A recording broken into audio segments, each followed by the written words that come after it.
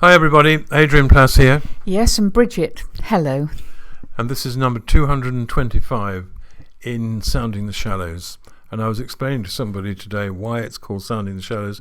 I think we've done that about 1,000, a lot. Because it is, of course, about... Oh, come on. Well, it's about what Paul said when he was nearing the shore. Yeah. And he sounded the shallows to check how deep the water was. So we introduced this idea after COVID when we were hoping that we were just on our way to a safe shore. That's right. And this is our brilliant metaphor of ours, wasn't it? Well, it wasn't bad at the time, but we certainly didn't think we'd still be talking like that. Yeah. You live and die by your metaphors, don't you? Yeah. Right, okay. So, come on then, what's happened this week? Oh, well, we know what's happening this week. Some of the worst appalling situations that we've maybe witnessed in our lifetime in the Middle East. I mean, that's the thing that's happening, I suppose. But I was very struck in the middle of all this, and we're seeing and hear. No, we're not so much hearing it actually, but we are hearing numbers of people who are dying. We're hearing so many died here, so many died there. We're getting so used to it. And then in an interview on morning television, Adrian, they were talking about how difficult it is to talk about death. And I thought, is it really, when we're watching images like this all the time, is it still a very difficult subject? And one of the things they were saying is that one of the problems being that politicians don't want to talk about death because it doesn't make them very popular. Yeah. Nor prisons, although now they're obviously going to have to talk about them because people are very, very worried about what's happening with prison populations, etc. But yeah, and I mean, since COVID, it was a time when suddenly, in a sense, and I remember us mentioning this when we were doing our daily things then, saying that it was as though people were suddenly thinking, this death thing, this dark shadow that we are usually able to put to one side, every night, every evening, we're seeing images of people in the most appalling state with those horrible things on their faces. And we're also, I remember every night looking for the numbers of the dead and just hoping that they were going down each day. Yeah. And we were living with that, and death was right in front of our eyes. Well, it was, but you see, this is what I'm now wondering. Is it that it's gone away again from the point of view of something that everybody could talk about because, as you say, it was right in front of you? And I was thinking, Adrian, how long ago it was that you wrote a poem about how difficult it was to talk about death. And I checked it out as to when it was. And do you realise it was just about 35 years ago? So I was thinking, despite everything we see on the news and despite everything you've said about COVID, when it was something we were talking about and people were beginning to express their fears, their anxieties, because it was like a monster waiting in the wings. So I thought we'd just have a look at it because I couldn't believe it was that long ago. I'll tell you what, we'll do it verse by verse, so it doesn't really matter. You start. What do we do about death? We don't. The monster is hidden away. It's not in the zoo for the public to view. The look on its face would empty the place. We don't want to die, the people would cry. Death is the curse in the back of the hearse. We don't need to see it today. So what do we do about death? Well, we don't. We shovel it under the ground, under the sod, and hope there's a God whose principles bend at the bitterest end. Or we burn it away and whispering say, death is the scream at the end of the dream. There isn't a lonelier sound. So, what do we do about death? Well, we don't. We don't even give it a name. He's gone before to a distant shore. She's passed away, we gloomily say. He's fallen asleep in a terminal heap. Death is the spear that is poisoned with fear. It pierces the heart of the game. So what do we do about death? We don't. But once in the angry sun, a winner was slain at the centre of pain, when a battle was fought at the final resort. But because of the cross, it was fought without loss, and death is the knife that will free us for life, because of what Jesus has done. Interesting reading that, because I think there's a certainty in that doesn't quite go with the way I would put things now, but those things are still. I think the problem with death is that you can't really live with death.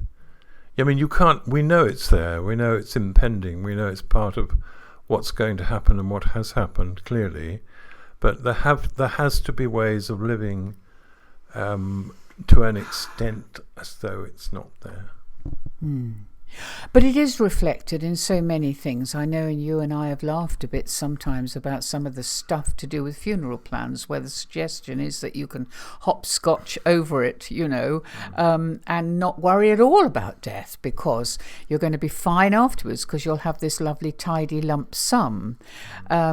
There's the new sort of phase of the crematorium type thing, where they're more or less saying, well, if you do it right, you can have a really nice buffet after the funeral. This type of thing, all of it designed to say it doesn't really hurt. It's not a reality. It's not. And so I think there has been a movement away from something that we can talk about easily and face. It's become that spectre sort of somewhere behind the door again, I think. And it made me think about the other things that we either can't talk about now, or maybe we can and we didn't used to be able to. What sort of things? Well, I heard just recently something that made me think, oh my goodness. And it was a little slogan that they're saying is a really good idea for young children to say, to make it very natural and comfortable. And it's, we and poo, it's what we do. And I thought, as a child, could you have said that? Well, I was just thinking when you said that no, I don't think we talked about poo. In fact, it was pretty neatly tucked away. So we had names, but words for that we used in our family. I can't remember. Oh, I can remember. I don't want to repeat them. They're so awful. No, they feel so dreadful when you say them now, don't they? Weird names for body parts and functions. And yes. I remember this is a horrific memory. I asked my mother once what rape was, because I'd read it in a newspaper. You'd read it, article, yeah. And I'm not going to tell you her answer, but seriously, it confused me for a very, very long time. And the child in me still doesn't understand, really. Obviously, I do understand, but it left me really worried and frightened and nervous and unsure. So it's really interesting, isn't it, that they're realising you need to take the mystery out of these things and the sense that there's something not very nice about them, and just make them natural. And when you think of all the other things that we're being encouraged to talk about, mental health, cancer, disability generally. I mean, the Paralympics helped hugely with that. The idea that people with a stoma bag can go off and swim channels. Taking some of the mystery so that these things are not areas you can't talk about is tremendous. Yeah. Well, you can't take the mystery out of rape, of course, with young children, but I agree with you. I mean, I don't know how far you can. I remember very clearly as something like don't know. It's so hard to remember whether things are memories or things that actually happened, isn't it? I mean, around about 10 or 11, thinking this death thing, people talk about it, and we hear about people who've died, and my grandmother died when I was about 4 or 5, and I heard my mother say to my older brother, you've got to be very brave. And I thought, what has he got to be very brave about? And then a bit later, on the pavement outside the front gate, they told me she died, and it was like a weight just flying through me, and I don't know if it would have been any better if I'd understood. But interestingly, I mean, someone said these things sound very banal when you hear them like this. Somebody said, "Well, Anna's in heaven now." Well, leaving aside, the technicalities of survival of souls, it was a huge comfort to me as a child, and I was actually, I didn't find total peace because I missed her so much, but I did think, oh well, that's a good thing. I'm glad she's there. This is so difficult, isn't it? Because like in the last verse of that poem, you may not put it quite like that, but we were talking last week about hope, and whatever else we say, we do have this hope. We have this hope that we will see again people who we've loved. We have this hope that there is something beyond death. But obviously a lot of people don't really have that, and so you need the idea of heaven. Even if you don't have a faith to believe in any connection with it, you need to think that your mother is looking down on you, and that's a mantra almost, isn't it? Every time anybody does something good, something well, sings a song brilliantly, does the repair shop, yes, people say Mum's looking down at me now. Yes, exactly. So it's sort of way of looking so at things. In a way, there is a desire to keep people alive after they died. But even then, it's different, complicated. I was speaking to someone not long ago who does have a faith and a belief. He said, it doesn't matter to me if there isn't, because if I die and that's it, I won't know anyway. So I could never been able to think like that. I wrote ironically somewhere once, oblivion's nothing to worry about. And some people don't appreciate the irony of that statement, but I find the idea of oblivion absolutely dreadful. Oh, I think many people, and I think awful. Not because I'm sorry, not because I want something else really, but just the end of consciousness. And some people who believe don't think you will recognise people in the heaven that we talk about. The answer is we don't know, do we? We don't jolly well know. Well, we know that the first one to go was recognisable, so and we know that reasonable supposition. We're told there were no more tears, which indicates we're not just wafting around in 90s, that we will be glad that there are no more tears. In other words, there will be something good, there will be joy. So I suppose, but we were talking about things you can't talk about, and here we go. We can talk about people looking down on people or angels sitting on clouds, but as soon as you start, do you think it's true that in this country it actually is almost a taboo subject in most circles to talk about faith? Oh, about faith itself, you mean? Yes, well, I was just thinking. What I'm saying is it's okay to waft about a bit about I think heaven, we've said before that the word Jesus is pretty toxic. Yeah. With many, many, many, many people, and the way in which it's been publicised or talked about, it sounded so pathetic at times that it's not surprising. The people are really sort of embarrassed by it. But isn't that because it isn't an aggressive thing?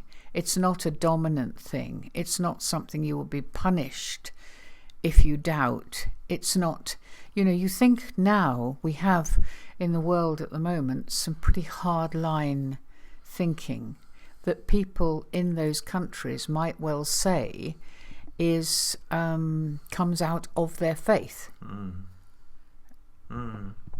But it's a tough and a hard thing. So you can shout about it. You can be part of that gang, if you like, part of that tribe rather, and you can feel confident in it. Whereas in this country, because we've worked so hard at tolerance, even if that isn't what we see everywhere in our society, we have tried to be, as a society, tolerant of all faiths.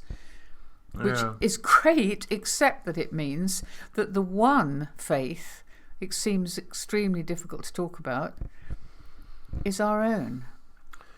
It is contextual, isn't it? In this country we are very well off. We're very well looked after.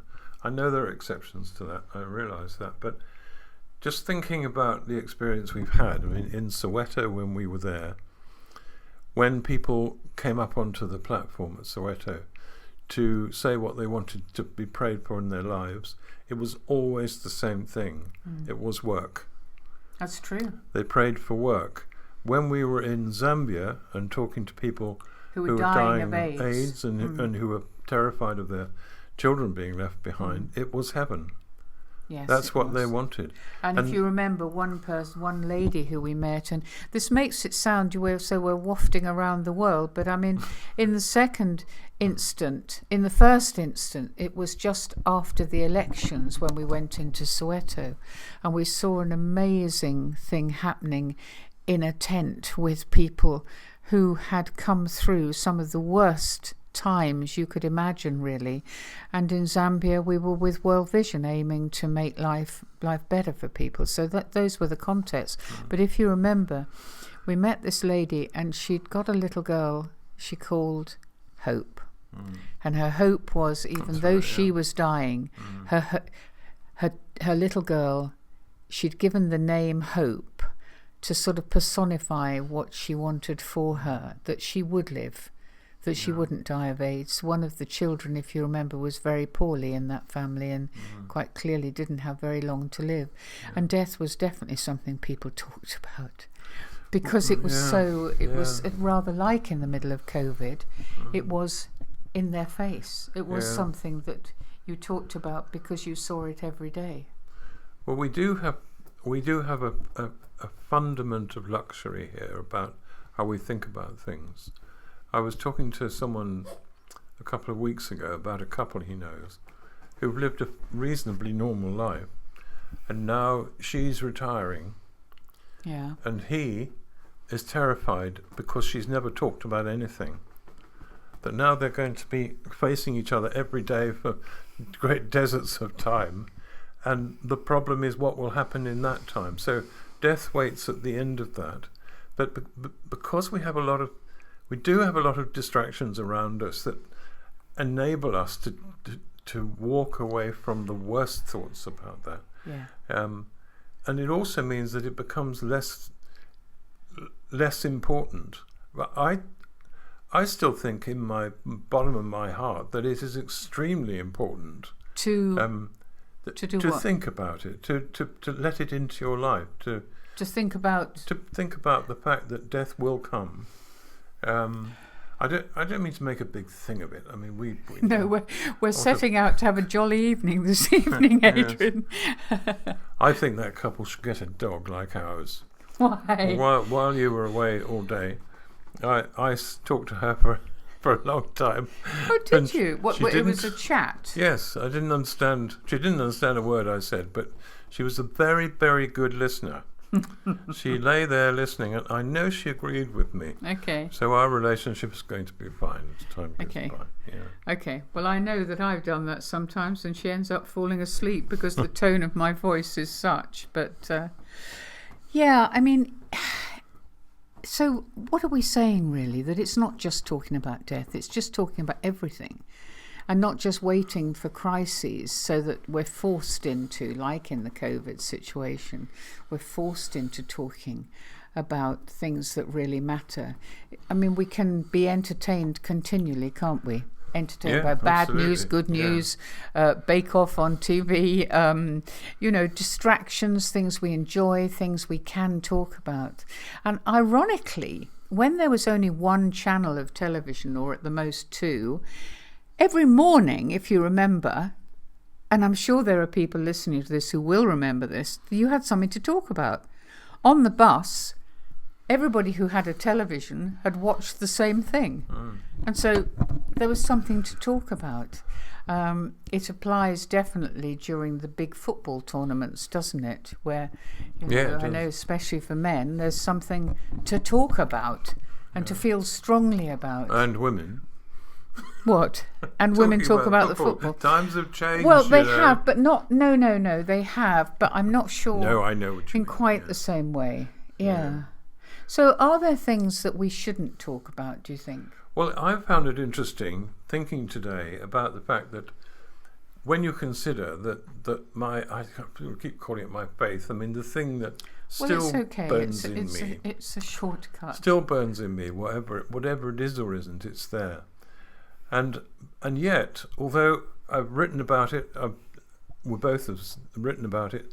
We stood in front of groups of people and rabbited on about it. We've discussed things with people about it. But in the times, and I can remember at least 2 occasions, when someone has obviously thought, I think I'd like to know why he thinks this and what it's about. And I remember one occasion when one of these people said to me, I'd really quite like to know what it is you believe, why you believe it. And everything in me wanted to say, well, I don't, it's not that important, to be absolutely honest. I mean, it's hardly worth talking about. Was that because it was a sort of social situation? No, it wasn't. It was because I've always had trouble.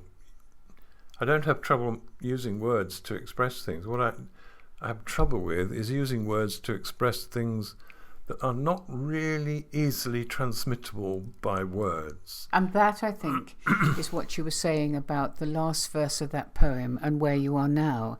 It isn't that you don't believe it, it's just putting it into a neat capsule of words. Yeah, it gets too neat. Becomes more difficult. It's too neat and it doesn't work. It just doesn't fit. Because fundamentally it's about relationship. And because you go hunting among the churches and you'll find every variety of view I guess you can imagine. But those words, I think you could still say.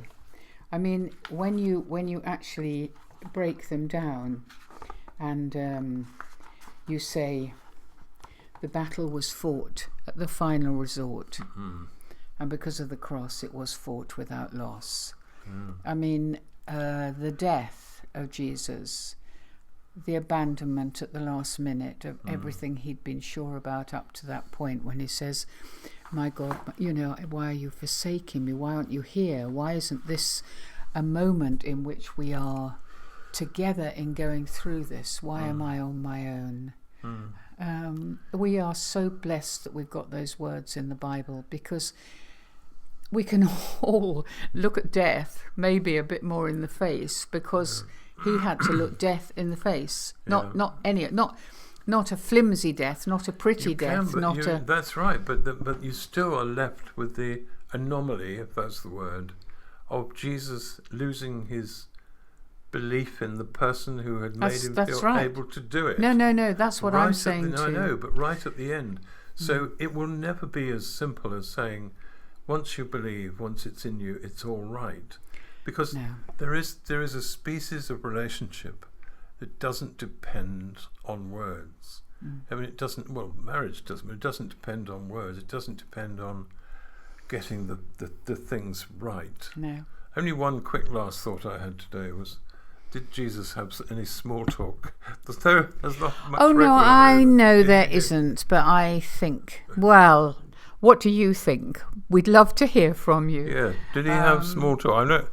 I can't remember any small talk. Maybe there's some in there. I don't know. We would love to hear what any response to this at all. It's made us think. We'll speak to you next week. Bye-bye. Bye.